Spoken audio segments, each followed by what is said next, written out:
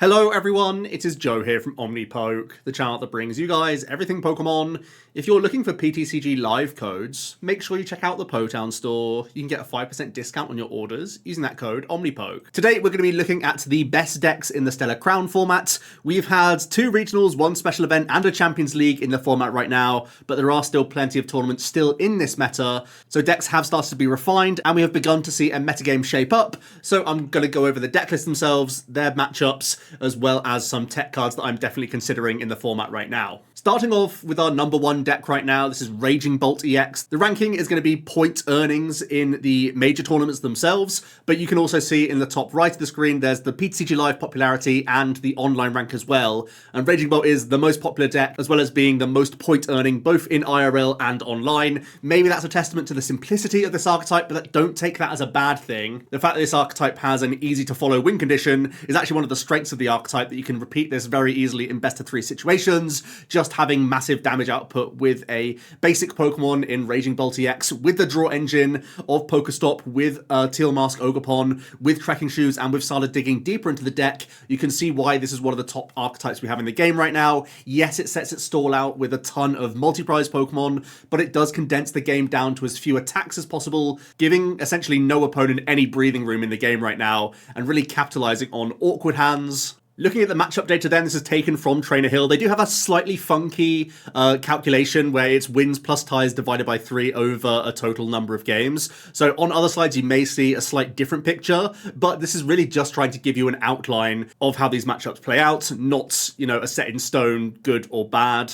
But generally for Raging Bolt, it's not too awkward. You're not great into either of the controlling matchups, Block, Snorlax, or Pidgeot Control, and you also can struggle against Gardevoir. Obviously, they're great at representing single-prize Pokemon that can KO your stuff, and have that really awkward Klefki. Raging Bolt is always choosing to go second, so if Gardevoir has the opportunity to go into Klefki, they can deny your Ogerpon draw, they can deny that Squawkabilly, and Radiant Greninja, which is a large portion of your deck. And that Palkia Dusknoir matchup can be awkward as well. Palkia is one of the few archetypes that has great ways of dealing with Pheasantipity on Iono turns, and Palkia plays 4 copies of Iono, so if they can do a Dusknoir plus Greninja KO play to deal with that Pheasantipity on an Iono turn, it's really difficult for Bolt to have like a reload of energy whilst also having Gust in that situation, which can allow a Palkia player to sort of take control of the end game. For the rest of the format, it's looking pretty reasonable for Raging Bolt, to be honest with you. You're still quite happy to see those Regidragos in the format, you're reasonable into Iron Thorns, and you're actually pretty solid into that Dragapult EX as well, which finds it difficult to keep up with KOs turn by turn. Especially because one of their main means of acceleration is via the Crispin supporter card, which means they're not using an Iono for a turn, which is amazing for Raging Bolt getting to keep its hand. For the 60, I've gone pretty vanilla with the Raging Bolt list. I'm not currently choosing to play Briar in the 60. It's clearly one of these cards that we got from the recent set, which is a powerful one and does improve the Charizard matchup,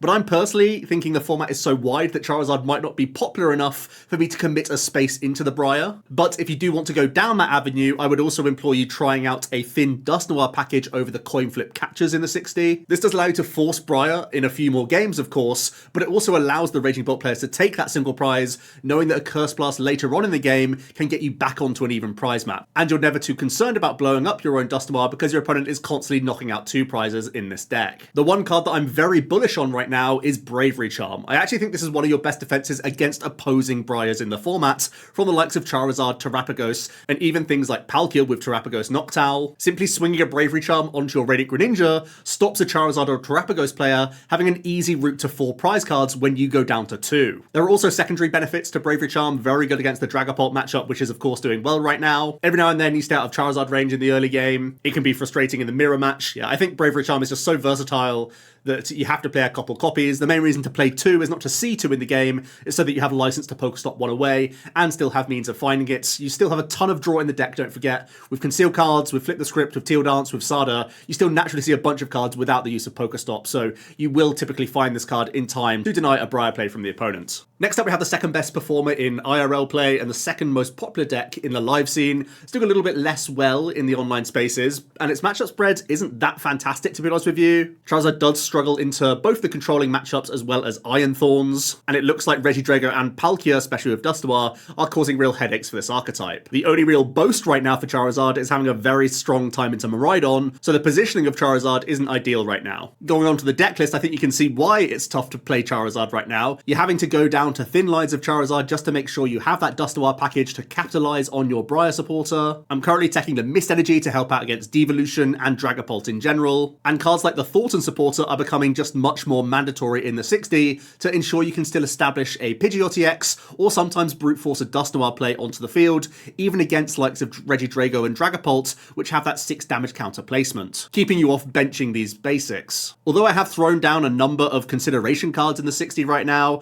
I think I'm already as bare bones as I would personally like, so I wouldn't really want to take away many consistency options here. The main thing to note is that I am going quite high on that nest ball count to give me license to go first with Charizard, which I do think is important right now in the format because so many other archetypes love going first. Anything utilizing Noctowl are going to be opting first, even the new builds of Dragapult are opting first, so it does feel like Charizard has to follow suit simply to block other archetypes. So having that elevated nest ball count seems really important to me right now to ensure you get that Rotom draw to end your turn. In at the 3rd best performing in IRL tournaments, even though it's the 7th most popular in live and only the 10th best in terms of point earnings on the online spaces, Terapagos is definitely a talking point in the meta right now. Of course, a very high profile player in Tord Reklev got a 9th place finish with the deck, and it did claim its first tournament win at the special event. Its matchup spread is actually kind of appealing in a way because you're pretty close into a number of the other top contenders in the game, with a small boast into the Regidrago matchup from the data. The only real unfavourables being Miraidon, Palkia Dustoir, and that Gardevoir matchup. Do bear in mind that I set this data from the 22nd of September, so before we started seeing some of the most refined lists of Terapagos, so take this data with a pinch of salt, now that we have started to see more and more refined 60s. Speaking of which, this is the list I'm running right now. I definitely like the Vitality Band inclusion, even if we're just expecting it for mirror matches, and I'm currently on a build that just maximizes as much ball search as possible and choosing not to play the Curly Wall Bouffalont. Admittedly, Bouffalont can math fix in a number of situations to keep your Terapagos tanking, and does give you backdoor options of protecting your cards from spread attackers like Radiant Greninja or Kyurem, but it is a card that kind of blocks your fan call if you're trying to find these early to actually protect your basics, and you often have to proactively have an Area 0 Underdepth to utilize this ability. The other small consideration is that Curse Blast Dusclops. The Curse Blast does still work really nicely, especially with Vitality Band in the 60 to reach that 280 threshold, and can save on rare candies for other targets. If you're expecting a ton of VSTAR matchups, I would definitely consider still having a Dusclops in the 60. In at number 4, we have Regidrago VSTAR. It's also the 4th most popular in the online spaces and the 6th best performing. Regidrago is really weird. It still boasts that good time into Charizard, which has kind of always been one of its bigger boasts, and it's also solid into the Gardevoir matchup, and gains a decent time into the Palkia VSTAR. However, it does look like it has a few close unfavourables, as well as a really awkward time still into those aggressive 2-prize racing archetypes, the Raging Bolt and the Miraidon, whilst at the same time you get collateraled by Block Snorlax as well. I think partially that's because a number of Regidragos has started to cut the cancelling clone, and I would implore you to put that back into the deck list. I have a massive apology to make to Pedro Eugenio Torres, who got a day 2 finish with a Regidrago list that's very similar to the 60 you're looking at right now. He was really just ahead of the curve. I didn't respect how strong his deck building was. At the time, I didn't see the vision that he was going for, but the power of Noivern EX definitely seems real right now. Not just for that covert flight option, which can checkmate some of the aggressive racers with the Penny and Scoop Up Cyclone in the 60, but also the second attack of Noivern EX can now be unlocked with the Temple of Sinnoh to possibly block out a number of Terapagos players. At first, I was a little bit hesitant of this sort of gimmick of Noivern EX trying to sculpt a very particular board state, but it is so simplistic to get this combo off against Terapagos that I do think it's worthwhile building towards now. And I think ultimately it's just much more secure than attempting a Radiant Charizard approach into the racing 2-prize matchups. The one major sacrifice of going Scoop Up Cyclone is of course you lose Prime Catcher, which is one of your crucial Legacy Star options,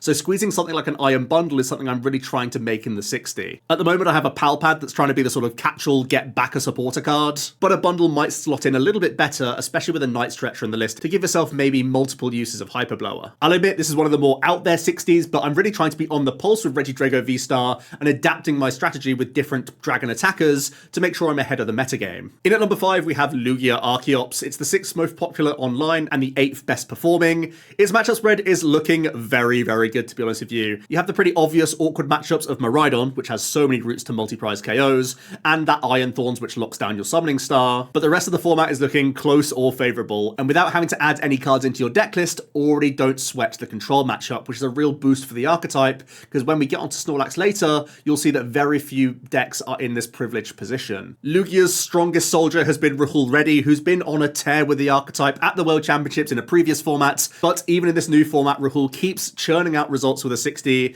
with a most recent second place at the Dortmund Regional Championships. I think if he's not changing a card, you shouldn't either. I honestly think a copy-paste is absolutely reasonable right now. The only small debate I would have would be trying to weave in an extra copy of Mist Energy, just with the potential uptick of Dragapult matchups, but I think running the exact 60 is very justified right now with the results that Rahul's churned out. We have Dragapult in at 6th place, and of course it did get its big win in Dortmund. It's the 3rd most popular online, and the 4th best performing. Dragapult does struggle against Snorlax and Pidgeot Control, and also isn't the best into Raging Bolt and Palkia VSTAR, for different reasons really. Palkia can pick apart your board with Dustoir spam, whereas the Raging Bolt would just go straight into your Dragapult turn by turn and force you to keep finding the necessary candy and energy pieces, as well as the required energy acceleration to keep up with your Phantom Dives. Beyond those matchups, Dragapult is at least even and has a number of favourable scalps that it can claim right now. With its major boost from Stellar Crown being the Sparkling Crystal, you are just much more effective at getting your Phantom Dive on turn 2 than ever before, so that you can sit in the active with your chunky 320 hit points, no weakness Terra Pokemon and spam the Phantom Dive attack. The winning 60 at Dortmund was Ryuki Okada's list that actually chose to forego Pidgeot EX altogether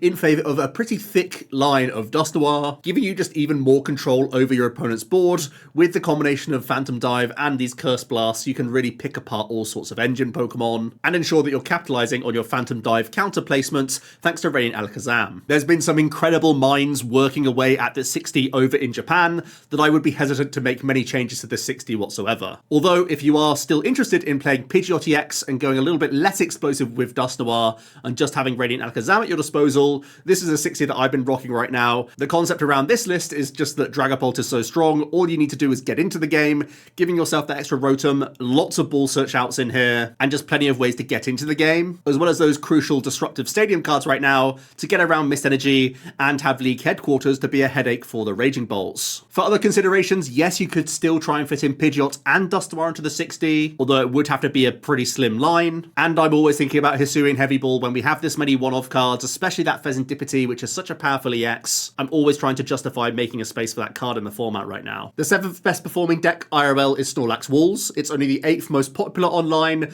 but the 3rd best placing. This archetype proves to be a menace in the format with so many favourables that it boasts right now. The only decks that seem to have inherent answers are the Lugia matchups as well as Pidgeot Control players, and you can be pretty close into the Iron Thorns and Terapagos matchups as well. Beyond that, Snorlax has not only 60s but sometimes even 70 and 80% into these other archetypes that simply don't have the space to have enough answers to a number of blocking cards or a number of walling abilities. That's why we're keeping things pretty simple with a 60, the couple Mimikyu, the couple Ogerpon, and of course 4 Snorlax at the helm. The only other consideration is whether or not you want to have special energy disruption. We know the Lugia matchup is really difficult even when you do include these cards, but I do think there's a genuine consideration now to winning the Terapagos matchup with a number of Giacomo and Enhanced Hammer in the 60 alongside Temple of Sinnoh. There might be a case for you to run them out of their full DTE before they've been able to launch enough attacks. Of course, they can still take prize cards with their Dustoirs themselves, so it's going to be a close run thing, but I do think it gives the archetype extra justification for having special energy control cards. In at number 8, we have the world's winning Iron Thorns EX. It hasn't changed much since the World Championships. It's only the 9th most popular online, but the 2nd best performing. Again, really outperforming its play rate right now. One of its major boasts is that Lugia matchup, as well as being pretty reasonable into Charizard. It picks up a nice Palkia matchup, which is welcomed, and you shut down just so much of Miraidon it's difficult for them to keep up. Same story really for the Regidrago matchup, and Iron Thorns naturally techs a couple of cancelling clone to help get through the Snorlax matchup. Where things get a little bit trickier are the Gardevoir, the Dragapult, which can naturally still draw a bunch of cards. Raging Bolt has enough time to still get into their Sada chain and get one-hit KOs. And Terapagos is slightly unfavourable. You do shut down a number of their engine pieces, but Noctowl is still online,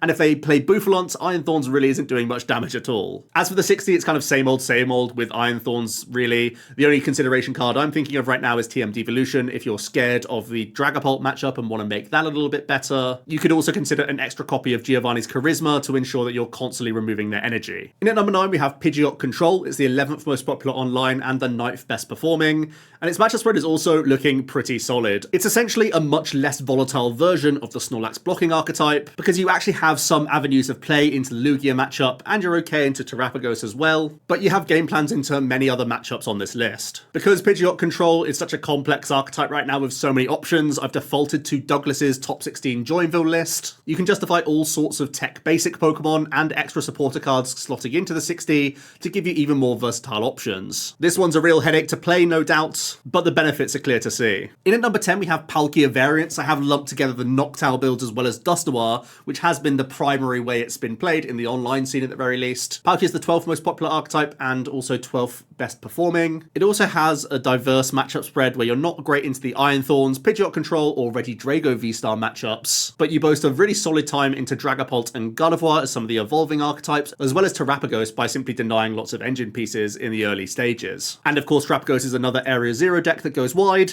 which normally means the Palkia has an easy time dealing with your opponent's Pidgeot Ex, making it difficult for Terapagos to construct those combos in the later game. As for the Dustoir 60, I don't see a reason to change many cards from Stefan Ivanov's 4th place list at Dortmund. Stefan's an incredible deck builder and player, so I'm fully backing his 60, which is not too different from the initial list we saw from Graft and Roll and a few other top American players. One of the only differences Stefan made to the 60 was adding a second copy of Irida to give you some more guarantees towards these one-off items. And then as for a Noctowl Palkia, this is an archetype I've been testing a bunch, and I have made a few adjustments to my most recent 60. I'm trying out the cheeky Thornton so I can get Burst Subspace Swell onto certain board states, and I'm trying just the thick Noctowl plus Mew EX rather than squeezing Barrel into the 60. As well as squeezing in that copy of Night Stretcher over the Super Rod, you have to be a little bit more careful with those resources, but the upside of Stretcher is you give yourself much more access to that second Palkia V-Star, as well as just extra Noctowl once an Area 0 has been bounced. Those are the first things to go, so any floating Hoo-Hoo can immediately be Night Stretchered into for more explosive turns in the later game. Did I say top 10? Well, you're getting a bonus 11th deck right now, and there's an obvious reason to it. Despite Gardevoir being the 11th best performer in IRL, it's still the 5th most popular deck and the 7th best performing. And I'm still actually an advocate for the deck, even though it seems to have a lot of close unfavorables. The two main favorables that you can see at the top right now,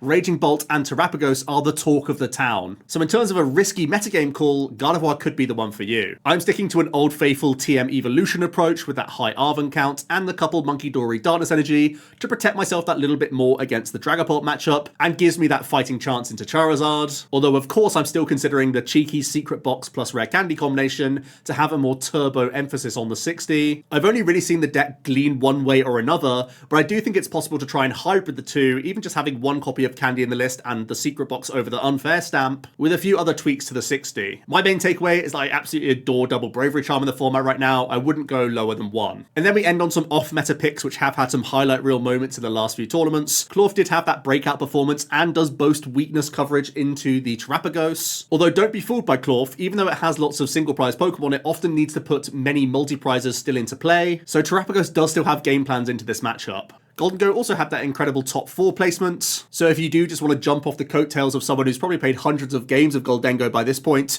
you can take a very strong 60 and run it as best you can. I think that's also pretty reasonable. As ever, the likes of Miraidon and Roaring Moon, these are decent options. They're consistent, they're hard-hitting, they're fast archetypes. The main boast of Miraidon is still the Iron Hands pressure it can represent, even against decks trying to push one prize board states in the opening. Think the Stage 2 matchups and also Noctowl engines. Whereas the Roaring Moon EX is one of the better archetypes to spam an early Judge. And if you can combine that with enough Dark Patches, Judge plus KO is a huge headache for decks. Again, a real problem for the Noctowl builds of the formats, which are becoming ever popular. Let me know your thoughts on the deck lists themselves, the placements of these 60s, and what archetypes you're going to be running for your next tournament. I'll hear the discussion down below. Thanks so much for watching, and I'll see you tomorrow for another video. Cheers.